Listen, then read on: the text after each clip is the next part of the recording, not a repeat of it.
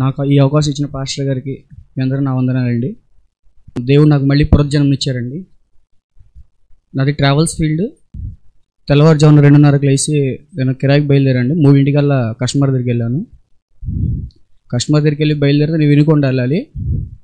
దగ్గర ఒక 70 కిలోమీటర్ల దాకా వెళ్ళిపోయాను నేను. నాకు డ్రైవ్ చేస్తుంటే కూలింగ్ వల్ల నిద్ర వచ్చేస్తుంది. అప్పుడు చాలాసేపు ఆపుకొని కంట్రోల్ చేశాను. ఈలోపు ఇంకెంత దూరం ఉందని చెప్పి మ్యాప్లో చూస్తామని చెప్పి తల దించానండి. దించగానే ఈ కెమెరా అంత దూరంలో నాకు డివైడర్ ఉంది. ఆ విషయం నేను చూడలేదు.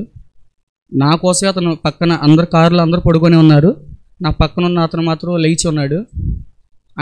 నేను ఇలా తల దించేలోపు ఆయన నన్ను పిలవటం జరిగింది. నేను ఆ డివైడర్ని గుద్దేశాను అనుకున్నాను. నేనైతే 100 స్పీడ్లో ఉన్నాను.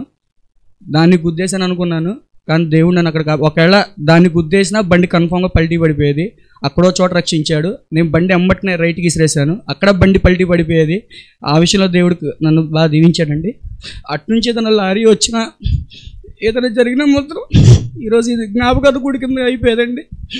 దేవుడు నన్ను ఆ విషయంలో చాలా బాగా ఇంకొక అవకాశం ఇచ్చాడు. నా పాపాలను క్షమించి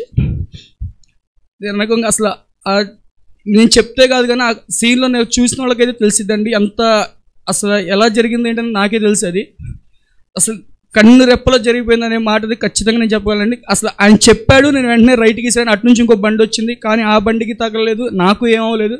దేవుడు నన్ను సేఫ్గా కాపాడండి. కొద్దిగా నా వృత్తిపరంగా నా డ్రైవింగ్ విషయంలో నా ట్రావెల్ ఫీల్డ్లో కొద్దిగా మీరందరూ ప్రార్థనలు జ్ఞాపకం చేసుకోవాలండి. ఈ చిన్న సాక్షిని దేవుడు దీవించును గాక.